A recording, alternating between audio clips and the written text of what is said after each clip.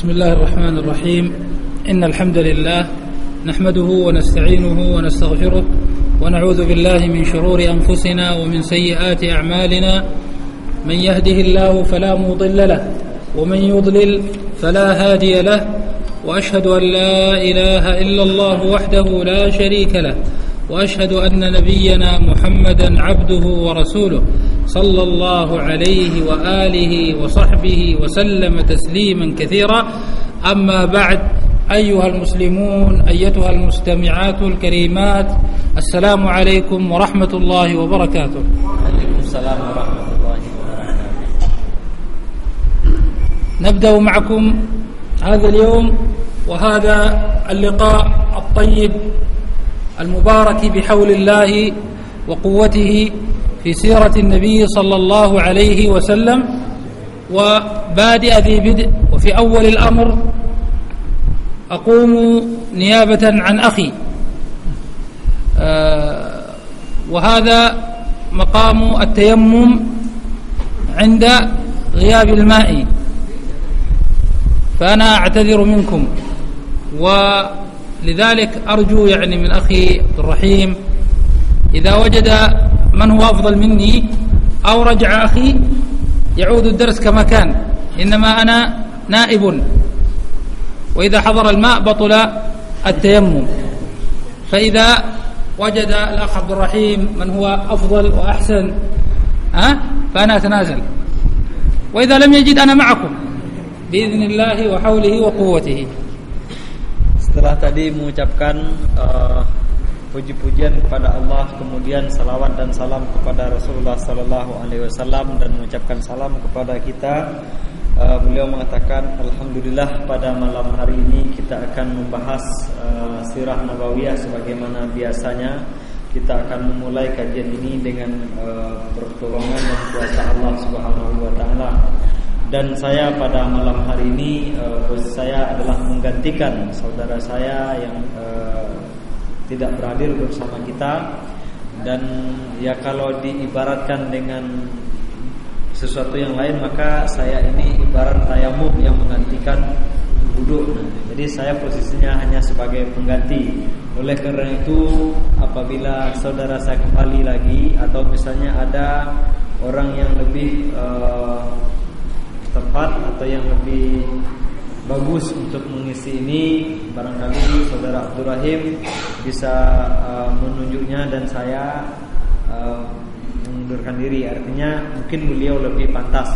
Akan tetapi jika memang tidak ada, jika memang begitu kondisinya, insyaallah saya pun tetap ada di sini, tidak kemana-mana.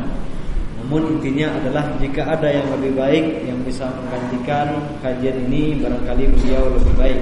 Begitu juga apabila saudara kembali, maka saya akan undur diri kembali, kembalikan kepada pemiliknya. Sebagaimana kita tahu, seperti tayamum tadi, kalau sudah ada air maka batallah tayamum, tidak sah lagi kita bertayamum. Maka saya posisinya sebagai tayamum. وإلا فنحن نفرح بالجلوس معكم، ويشرفنا أن نجلس معكم وأن نأتي إليكم. هذا شرف لنا نحن، ونفرح بهذا كثيرا، لكننا نريد لكم الأفضل والأحسن، ونسأل الله عز وجل أن يزيدنا وإياكم علما وعملا. Meskipun sebenarnya saya senang ada bersama Anda semua, hadir di tengah majelis ini. Ini suatu kehormatan dan kebanggaan dan kebahagiaan bagi saya sendiri. Akan tetapi tentunya kita menginginkan yang lebih baik daripada saya, yang lebih baik daripada yang ada saat ini.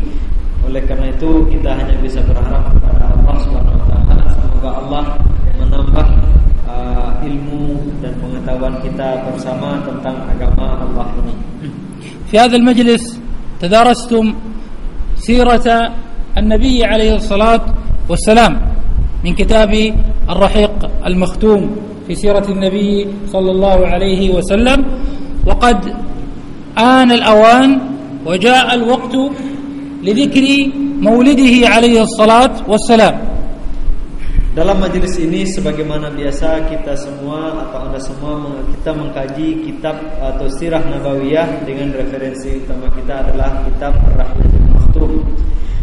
kitab Rahiqu Al-Makhtum, dan pembahasan kita telah sampai pada tema kelahiran Nabi Muhammad sallallahu alaihi wasallam.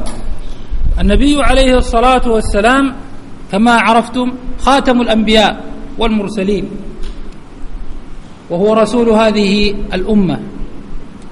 ولد عليه الصلاة والسلام في مكة قبل النبوة ب40 سنة، وولد كما هو ثابت ومعروف في عام الفيل، في عام الفيل، حيث أن العرب لم يكن عندهم تاريخ، لم يكن عندهم تاريخ يؤرخون به مثل الأمم السابقة. فالنصارى يؤرخون بالميلاد، والفرس يؤرخون بالنيروز، يعني الربيع، سنتهم تبدأ من الربيع ويسمون عامهم هذا النيروز. أما العرب فهم أمة أمية، القراءة والكتابة عندهم قليل، ليست كثيرة، لأنهم كانوا أمة تحفظ، الحفظ عندهم قوي جدا، فلم يكن عندهم تاريخ يؤرخون به. تاريخهم كان بحسب الحوادث، هذه سنة المجاعة، هذه سنة جاءنا فلان، هذه سنة الفيل، هذه سنة حصل كذا، يعني يؤرخون بالأحداث التي تحصل. Nabi Muhammad sallallahu alaihi wasallam, sebagaimana kita ketahui bersama, beliau adalah nabi penutup, nabi terakhir. Tidak ada nabi setelah beliau. Beliau dilahirkan di kota Mekah. Beliau dilahirkan di kota Mekah pada tahun Fil, tahun kejadian tentara bergajah. Ini karena orang-orang Arab pada masa itu mereka tidak punya sistem penanggalan yang jelas, tidak ada penanggalan yang baku. Mereka mengaitkan segala sesuatunya dengan kejadian-kejadian semata. Ini berbeda dengan orang-orang Nasrani, berbeda dengan orang-orang Romawi, di mana mereka memiliki penanggalan sistem kalender Masehi. Kemudian orang-orang Majusi juga punya sistem kalender namanya Nairus. Mereka memulai tahun barunya itu dengan musim semi. Mereka sebut dengan hari Nairus, tahun barunya itu.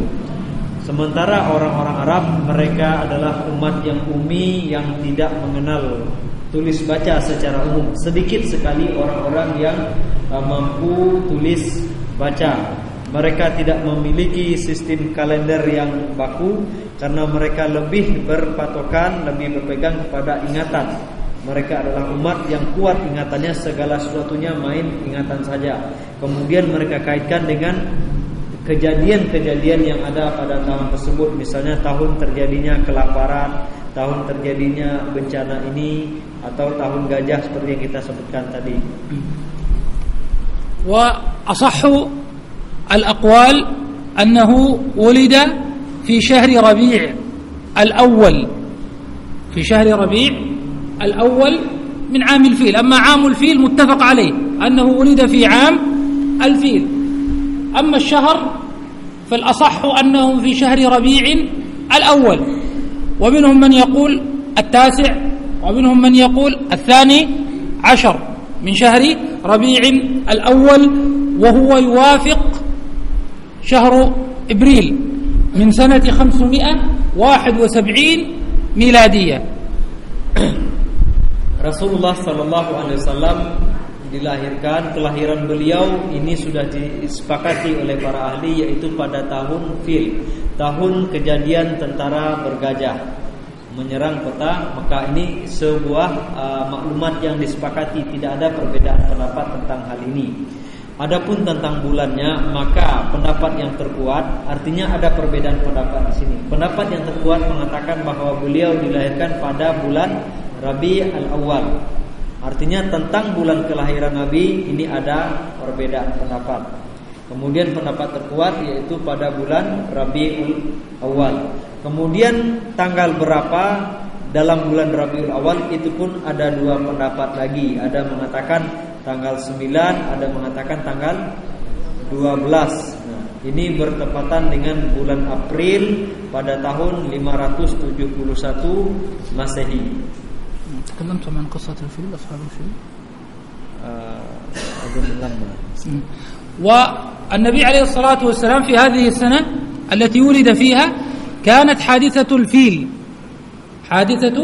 الفيل المعروفة التي ذكرها الله عز وجل في أي سورة؟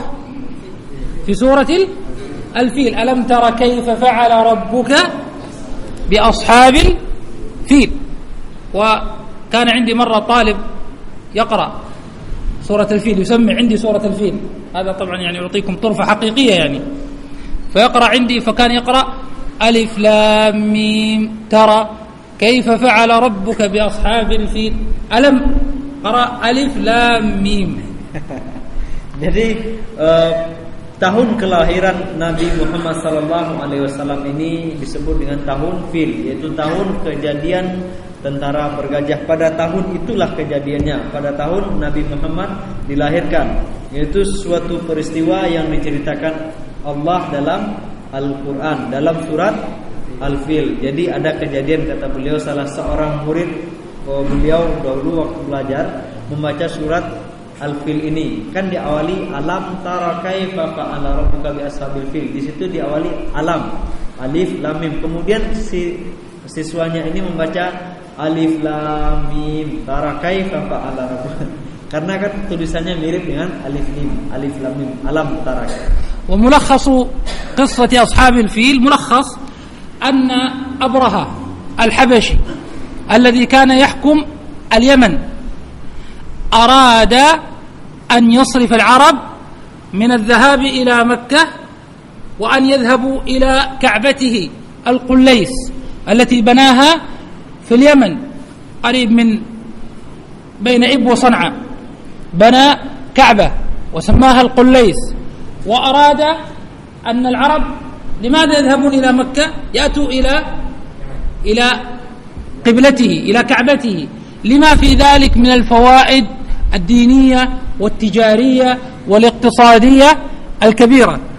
فلما بنى هذه الكعبة القليس لم يأتي إليها أحد من الناس، بل دخل إليها رجل من أهل اليمن وتغوط فيها، قضى حاجته فيها، فغضب أبرهة غضبا شديدا وأراد أن يذهب بجيش معه الفيلة لهدم الكعبة المشرفة. Ringkasan kejadian dari peristiwa tentara bergajah itu adalah penguasa Yaman saat itu Abraha. Abraha ini bukan orang Yaman asli, dia bukan bangsa Arab tapi Habasyi, yaitu dari Ethiopia. Kullaha kanat al-Habasya. Jadi dari kampung ini semua termasuk Eritrea pada waktu itu disebut negara Habasyah. Nah, dialah yang berkuasa, atau mungkin kita katakan menjajah Yaman. Dia berkuasa di Yaman, kemudian dia melihat, memperhatikan kebiasaan atau ritual orang-orang Arab. Mereka melaksanakan haji ke kota Makkah, ke Ka'bah. Maka Abrahah pun membangun bangunan, dia disebut juga dengan Ka'bah.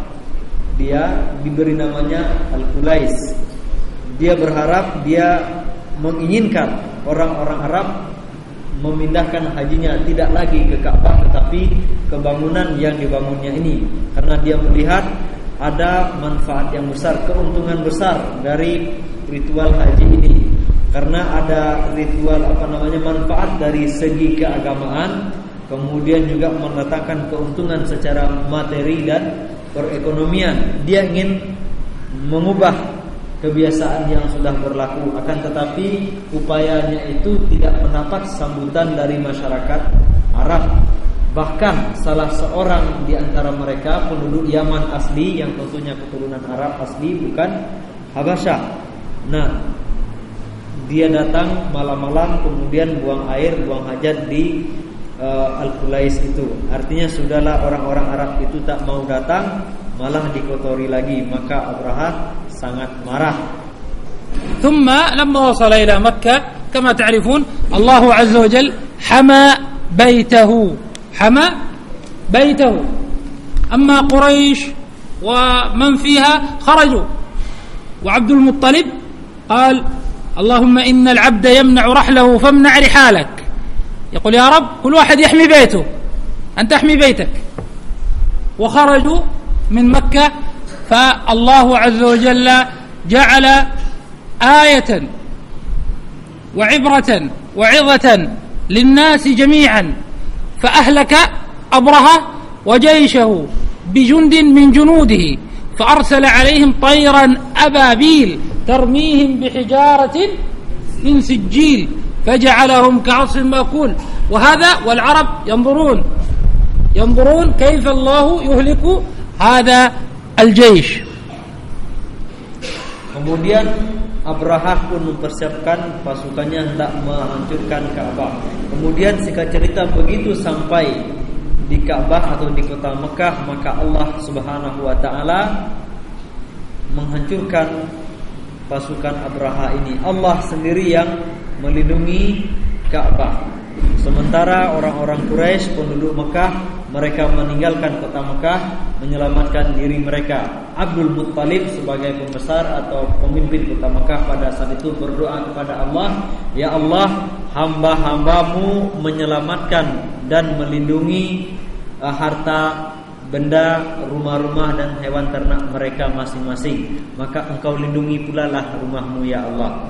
Jadi Abdul Muttalib menyerahkan perlindungan rumah Allah yaitu Ka'bah langsung kepada Allah. Kemudian Allah pun menampakkan kekuasaannya sebagai pelajaran bagi manusia ketika itu, yaitu orang-orang Arab. Allah mengirim burung berbondong-bondong, kemudian burung-burung tersebut membawa batu-batu yang terbuat atau yang berasal dari api neraka. Batu-batu itulah yang kemudian menghancurkan, memunahkan tentara Abraha. Mereka hancur seperti daun-daun yang dimakan ulat. Dan kejadian itu disaksikan dengan mata kepala orang-orang Quraisy. وعندي سؤال هنا أسأله لكم. الله عز وجل حمى بيته وأرسل جنوده لقتل هؤلاء مع أن قريشا كانت تعبد الأصنام في ذلك الوقت. عند الكعبة قريش تعبد الأصنام، فالله عز وجل أرسل الطير الأبابيل وحمى بيته. ثم ننظر بعد يعني في التاريخ أن بعض المجرمين، بعض الفرق مثل القرامطة هجموا على مكة وقتلوا الحجاج فيها، وأيضا الحجاج بن يوسف الثقفي ضرب الكعبة بالمنجنيق. فكيف نفسر هذا الأمر؟ Nah, ini ada pertanyaan untuk kita semua. Kita perhatikan dalam peristiwa tentara bergajah ini, Allah Subhanahu wa taala melindungi Ka'bah, melindungi Baitullah, rumahnya, yaitu rumah tempat kita beribadah kepada Allah, dari serangan tentara bergajah dengan mengirimkan burung yang besar yang dalam jumlah yang banyak tersebut. Kemudian padahal pada saat itu orang-orang yang berada di Mekah, penduduk Mekah itu adalah orang-orang yang menyembah berhala. Mereka semua berbuat syirik kepada Allah, menyembah berhala. Itu yang ada di kota Mekah. Namun Allah lindungi Ka'bah. Allah hancurkan orang-orang yang hendak menyerang Ka'bah itu.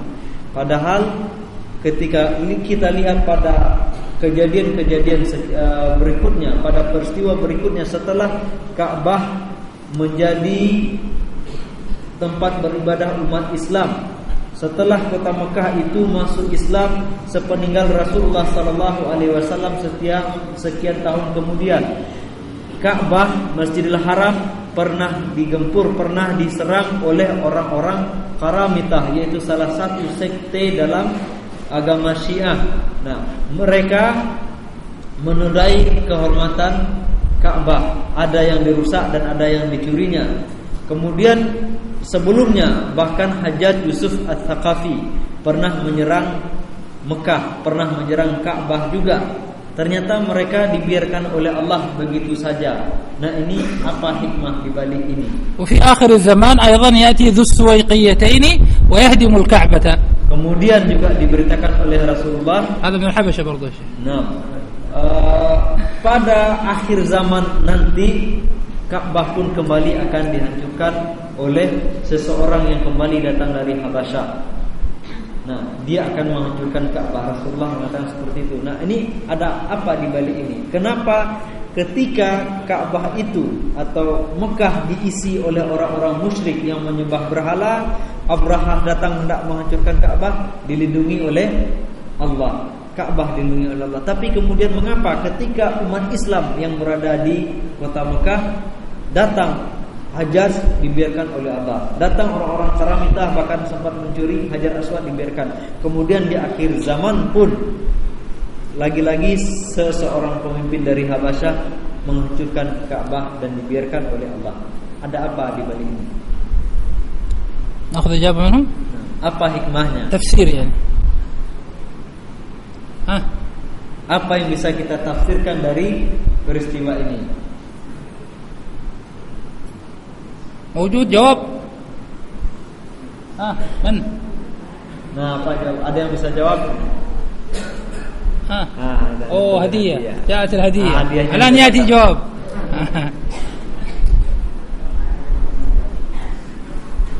شكرا بارك الله فيك.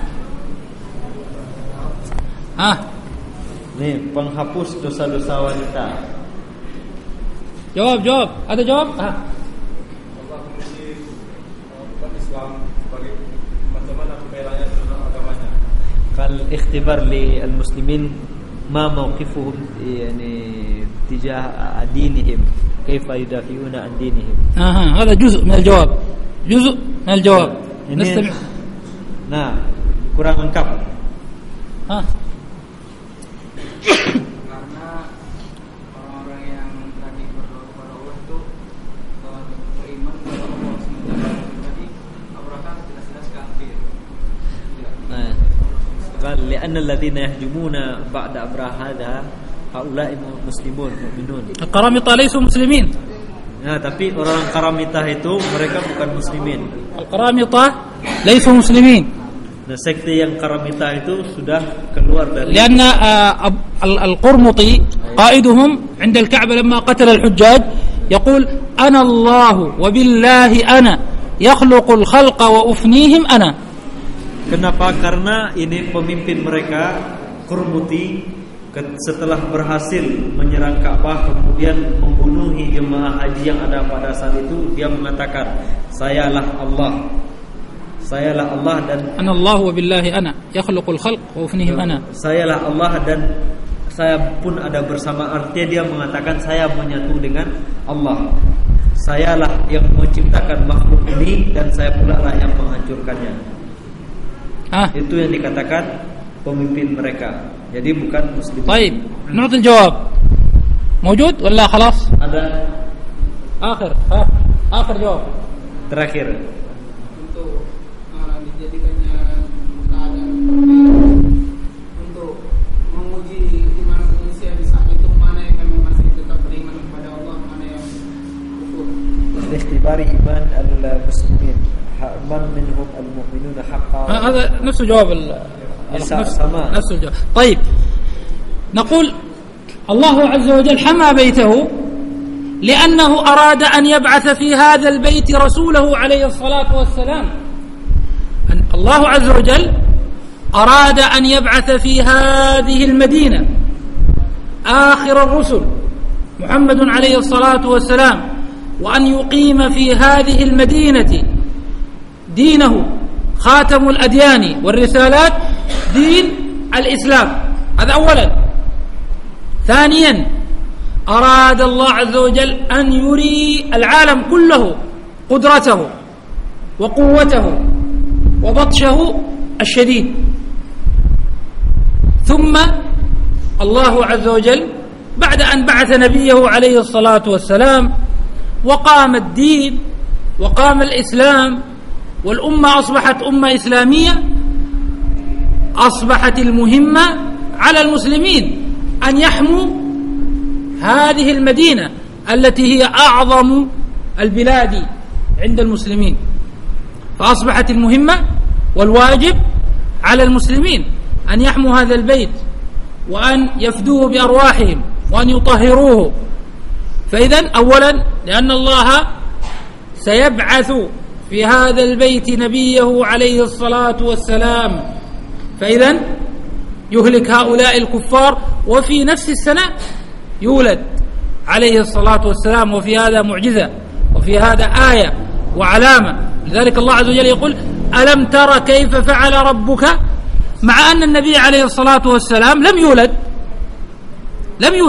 لكن الله يقول: ألم ترى، ألم تسمع، ألم يخبرك، لأن جد النبي وعمه وأعمامه كلهم كانوا موجودين، وقريش كلها كانت تنظر إلى هذه القصة العجيبة. Jadi jawabannya adalah yang pertama, karena Allah. Mengapa Allah menjaga kota Mekah pada saat itu dan berikutnya dibiarkan oleh Allah? Jawabannya adalah karena pada saat itu Allah hendak mengutus Rasulullah sallallahu alaihi wasallam. Allah hendak mengutus Nabi Muhammad sallallahu alaihi wasallam. Allah hendak menurunkan risalahnya, agama Islam di kota Mekah itu. Allah hendak menjadikan kota Mekah sebagai markas atau pusat penyebaran agamanya, agama Islam. Oleh karena itu Allah jaga, Allah pelihara.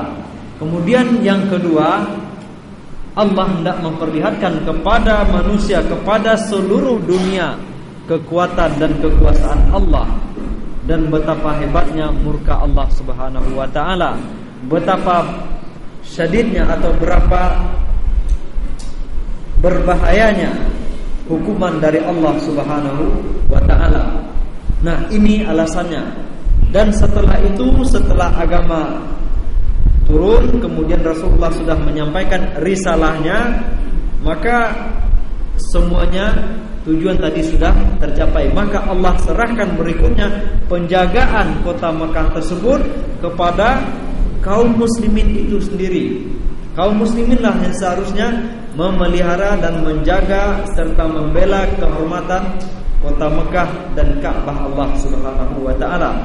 Adapun pada saat pertamanya Allah ingin perlihatkan kepada manusia tanda-tanda kekuasaannya, mukjizat, pertanda kekuasaan Allah, juga isyarat akan kedatangan Nabi Muhammad sallallahu alaihi wasallam. Oleh karena itu Allah ingatkan dalam surat Al-Fil tadi, alam tara kaifa fa'ala rabbuka bi ashabil fil.